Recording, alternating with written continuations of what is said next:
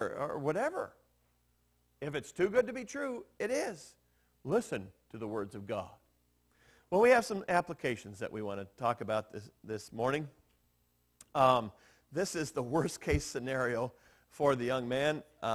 This computer guy has punched the icon that said worst case scenario. And this young man punched that icon.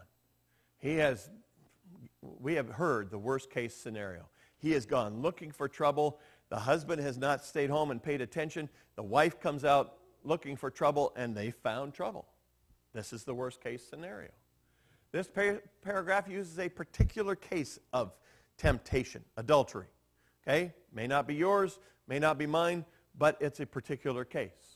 And he hammers that case home so that we would understand that all temptation, all of our sin comes from listening to her. He says, say to wisdom, you are my sister. You may not recognize who your sister is to begin with. How is that for a strange illusion? But we know that wisdom needs to be our sister. We need to hang on to her. We need to hold her. We need to care for her. We need to love her and cherish wisdom, because wisdom will save us in this world. That strange other woman is symbolic of the evil, the folly of evil in all of its seductive power. I don't know what that movie's about. I don't know what's strange about her either. But in the book of Proverbs, strange means not your own. And it's always saying, take care of your own. Take care of your own wife. Take care of your own business. Take care of your own house. There's a couple of things that we need to talk about that will help us to prevent some misunderstanding here. The woman's behavior is an example. Okay? It is not meant to be a teaching about women in general. Now, there have been times in the church, history of the church, where we have said that, women follow Eve, women are weak, women are easily deceived, women, women. Well, there are days in my life I go, well, women. That's not what the Bible's saying. All right? It's not saying anything negative about women in general. It is saying that this one woman has an issue. She has a problem. Women and men are both equal when it comes to getting into trouble. Temptations of adultery and folly apply to both sexes. Everybody's flying off this raft, including this cat. Virginia, you want us to do that to your cat? No. Okay. Virginia has a demonic cat, I think. Is that what you call it? Its eyes turn red and then it attacks you? Yeah, that would be demonic. We need to understand that. It's not talking about women in general. It's talking about one specific characteristic. We also need to talk about sex in our contemporary society. We need to push the idea that, yes, sex is a great thing. It is a tremendous thing. But we also need to push equally as hard that there are boundaries that we need to apply to our sexual relationships. And in our culture, we often make too much of the sex and not enough of the boundaries. And we need to fight that. Sex is both less than we think and more than we think. All right? In the case of less than we think, our culture makes way too much of sex, saying, it's the most important thing in the world. It'll make your life complete. It won't. It won't. And our society pushes that idea. Even this young couple, aren't they nice? Everything's going great. But it understates its true purpose. And that is, sex is designed to bond human beings together in joyful and mutual commitment. It's designed to help us be committed to each other. It's not designed to break us apart. And sex outside of boundaries breaks us apart. This is understated in our world. We need to say that sex will bring us together if we are in committed together. The Song of Songs, the Song of Solomon, talks about a love that is both exclusive and respectful. By the way, George asked me the other day whether or not anybody in this entire world had ever preached a series of sermons on the Song of Solomon. And he thought nobody would have ever done that, until I pointed out to him that in 1996, I went through the entire Song of Solomon, chapter by chapter, verse by verse, and he didn't remember a single sermon. You'd have thought you'd remember the sermons on Song of Solomon, wouldn't you? He was so embarrassed he doesn't remember a thing. He just blocked that all out. it talks about love that is exclusive and also respectful. Now, in the Song of Solomon, the man and the woman both speak to each other in turn. Both parts are talking. Both people are talking in the Song of Solomon, and they use words and talk about things that show that they have a lifelong commitment to that relationship.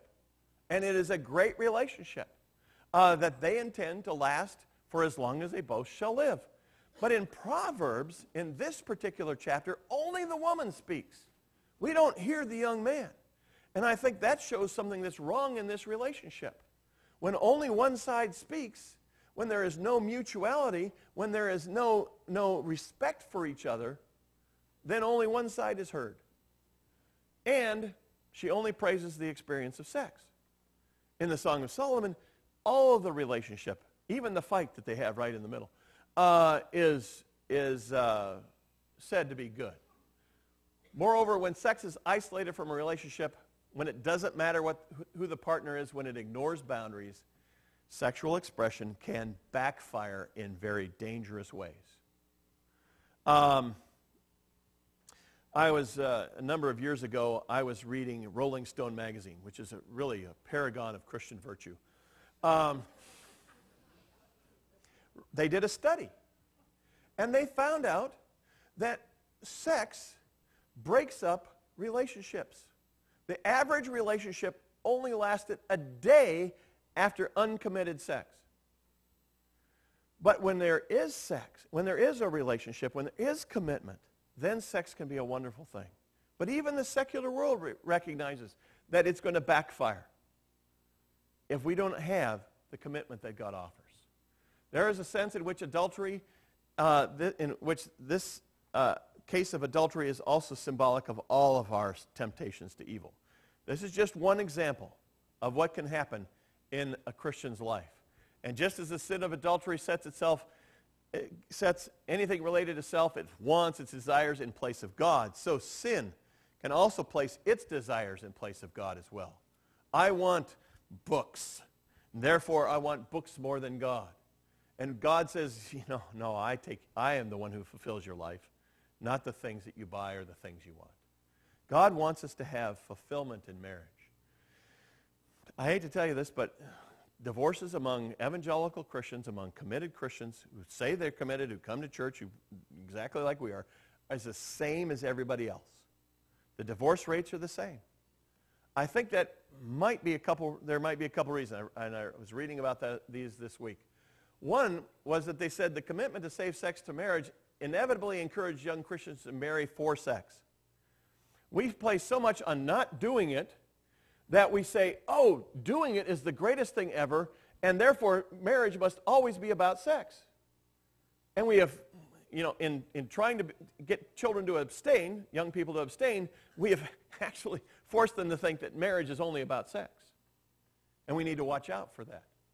The other thing is that many young Christians believe that the one that they marry has been chosen by God.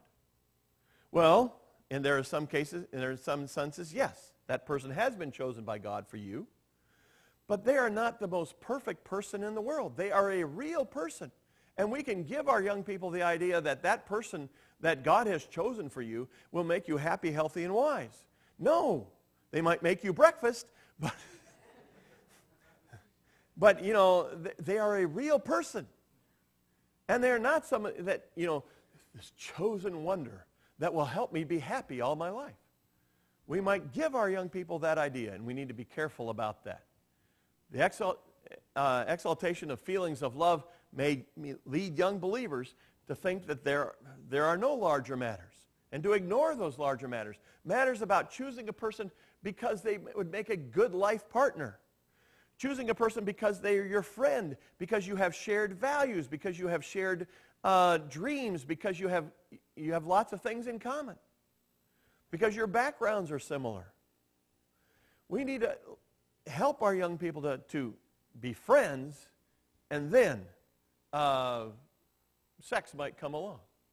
Romantic notions of love have to be tempered with wise counsel about mate selection.